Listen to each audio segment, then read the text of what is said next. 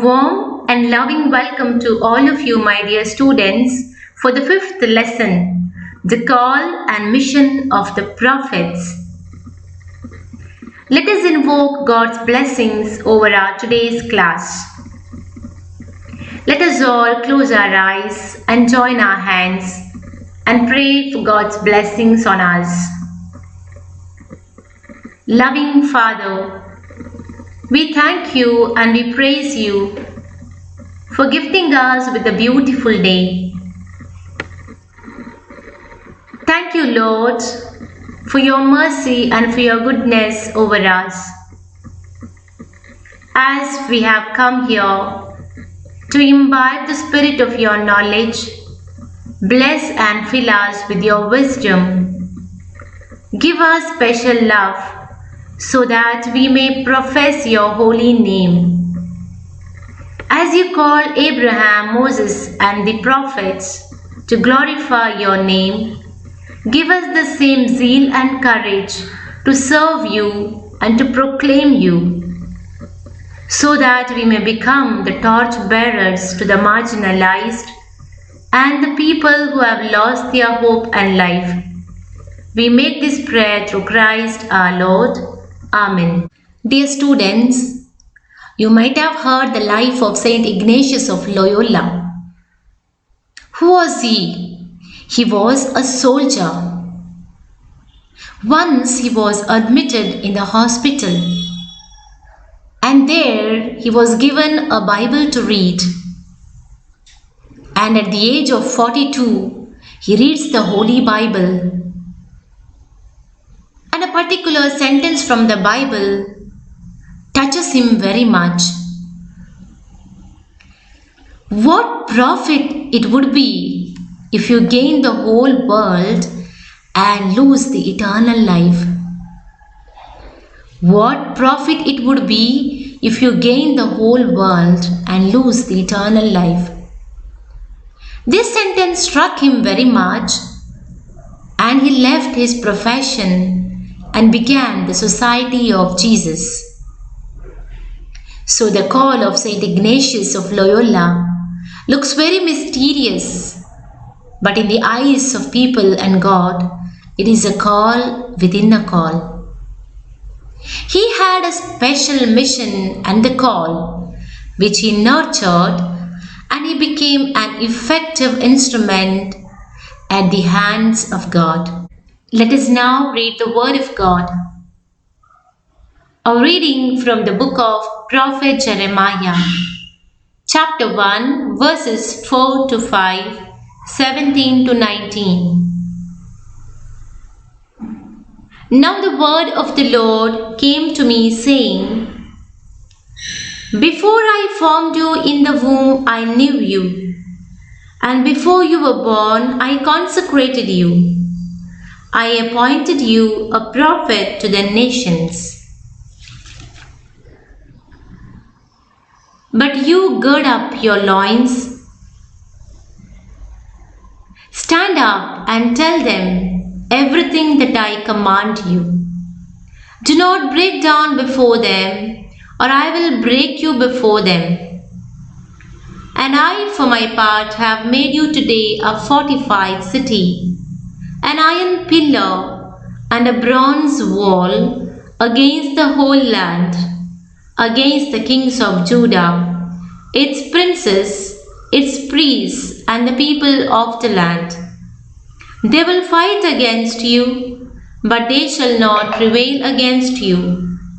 For I am with you, says the Lord, to deliver you. The word of God. Thanks be to God. The Lord said to Jeremiah, I chose you before I gave you life, and before you were born, I selected you to be a prophet to the nations. Lord God chose him and gave a special mission to work against injustice, work with sinners to attain faith in Israelites. Even God assured him, saying, They will not defeat you, for I'll be with you to protect you. God has given special mission and call to each one of us. Saint Ignatius of Loyola had a special call. He responded with positive note. In the Old Testament, God himself called prophets. Who is a prophet? Prophet is a word derived from the Greek word prophetes, which means speaking for and on behalf of others. It is also come from the word nabi, which means the one who is called, the one who proclaims. Therefore, a prophet means one who speaks in the name of God.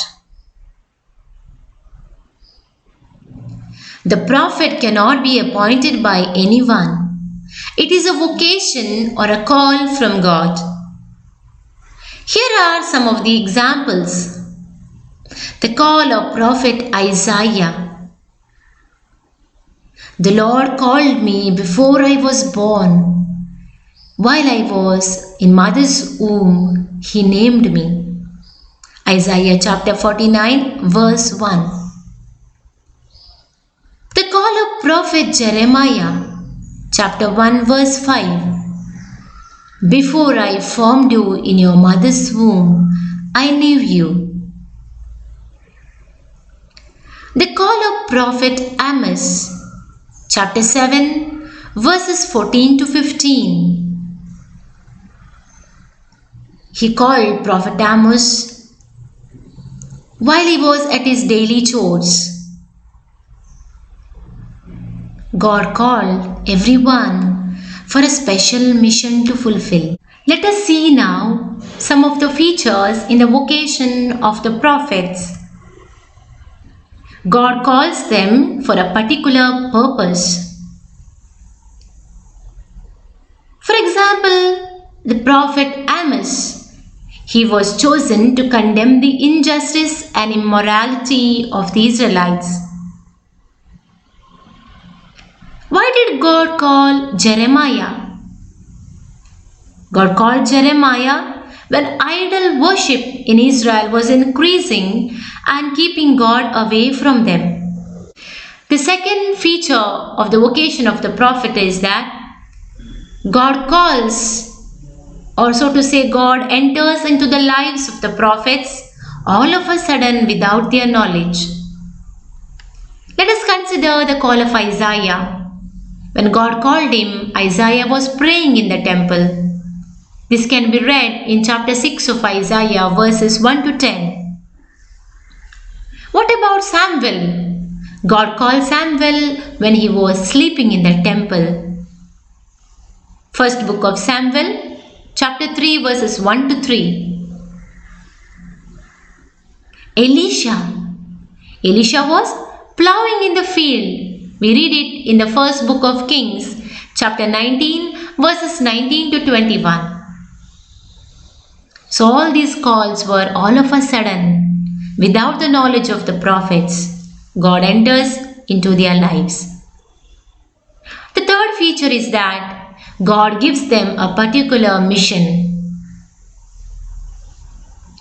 Moses, he was called to deliver the suffering Israelites from Egypt.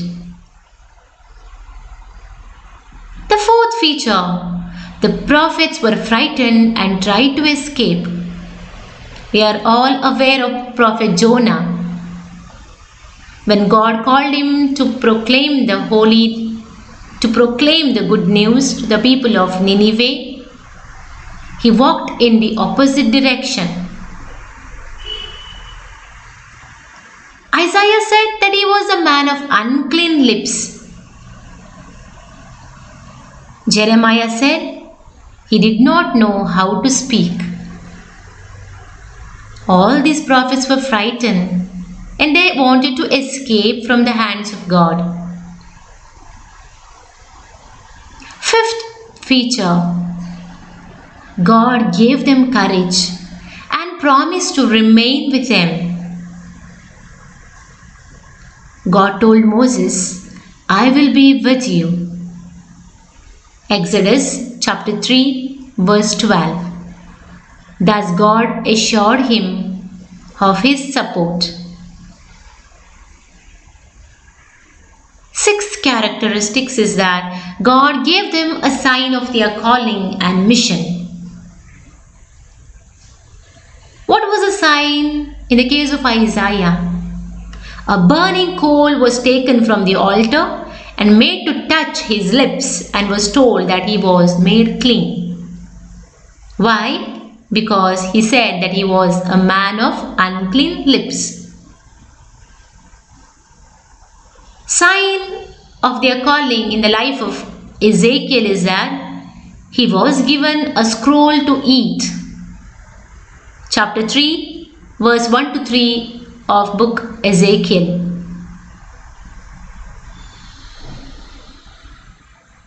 Let us now study on the mission of the prophets. We have all learnt that many prophets arose during the time of the kings. Even though the kings were the representatives of God, they did not work for the people. They had their own selfish motives, selfish intentions, and thus they forgot to take care of the people who were under them. As a result, God sends his prophets to proclaim his word to the people, to the Israelites. When we look at the lives of the prophets, we see in general that the mission was carried out by them as follows. The prophets obeyed the order of the Lord and proclaimed the word of God. The first mission was that they obeyed the order of the Lord and proclaimed the word of God. Secondly, they told the people that they had been called to be saved. They had been called to be saved.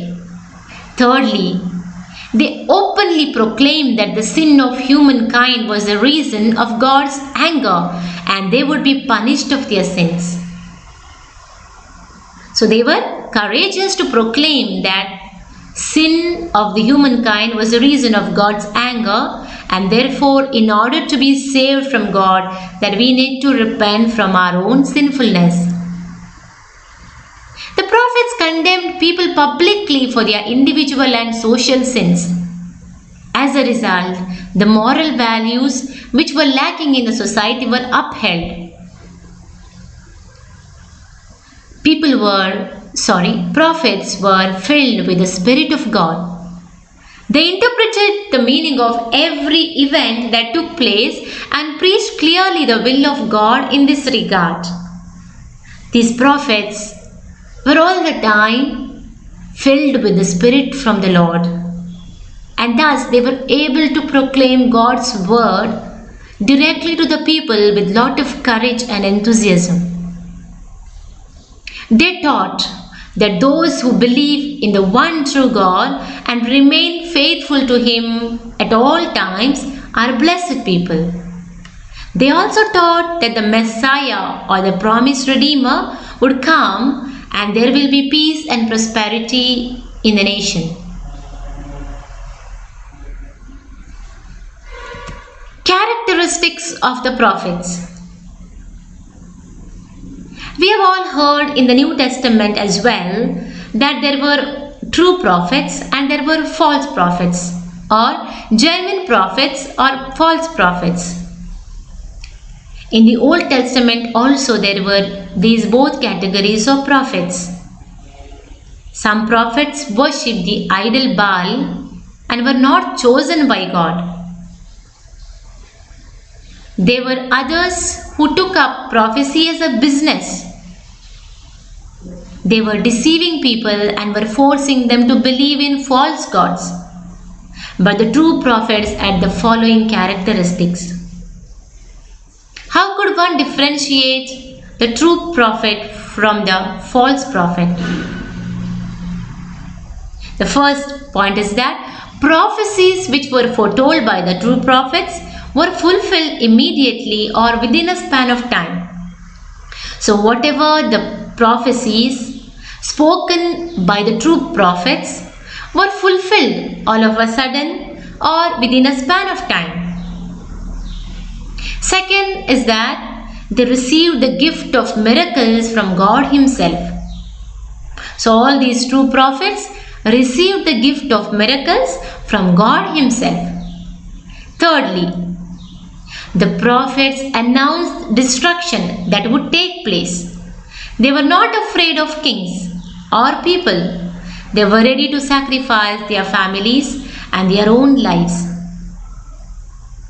So whatever God told them to speak to the people, speak to the kings, they were ready to speak to them because they were ready to sacrifice their own families and their own lives.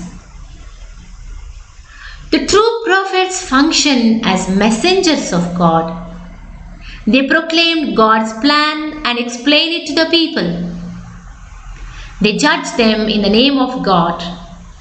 They lived a life of righteousness and fearlessly proclaimed the truth.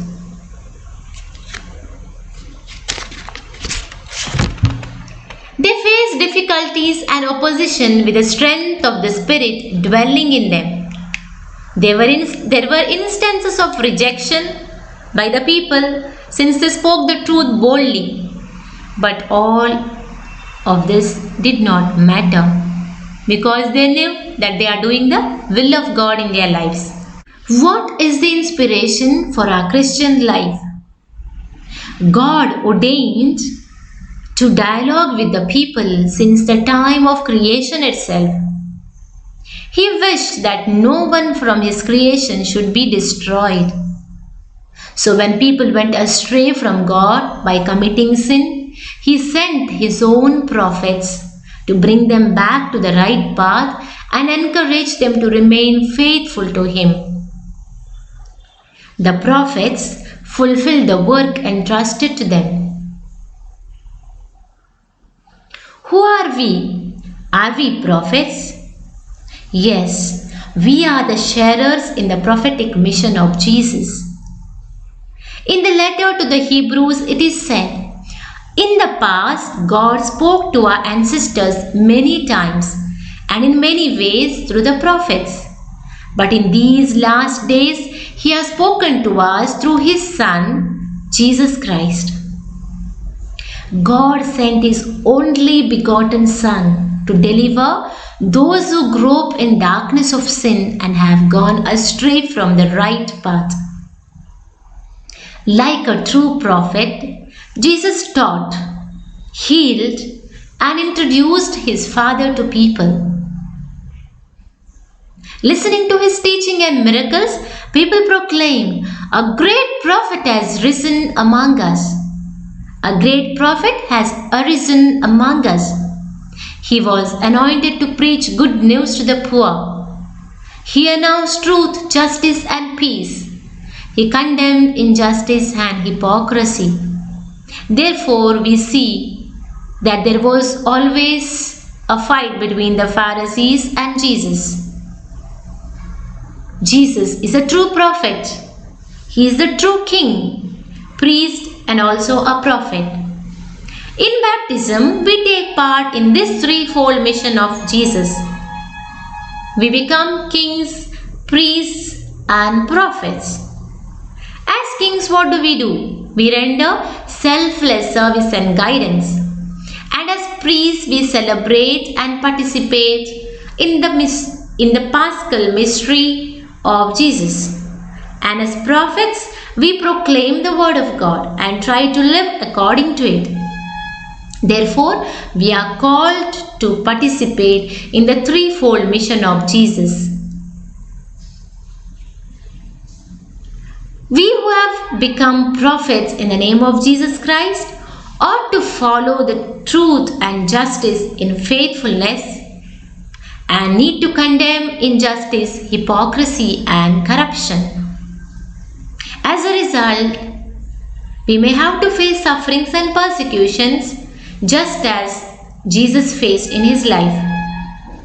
But like Jesus, a great prophet, we too will get the courage and strength from our Father. And our Heavenly Father will help us to fight this battle. He will help us to fulfill our mission in this place. May God bless all of us, bless our efforts to become prophets in this life, that He may always guide and enable us to fulfill our duty of a true Catholic. Dear students, we have come to the end of the class now. I request all of you to go through the activities mentioned in page 39 and 40. I request to do all the activities mentioned in these 2 pages and submit the same to me by the next week. Many of you have submitted all the activities that have been asked from you, but few of you have not yet done the same. So I request all of you by the end of this week, if at all you have not done the activities of the past lessons, kindly do submit so that I know that you are going through the classes. Thank you. Let us now conclude our class with a prayer song.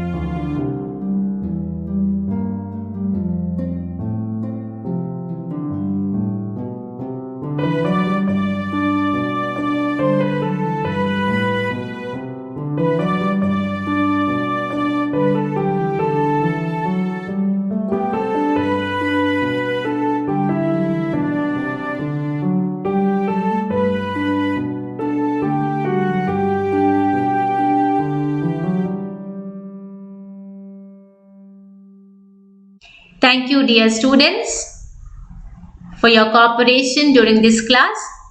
Have a nice day. Let's meet during the next class. Thank you.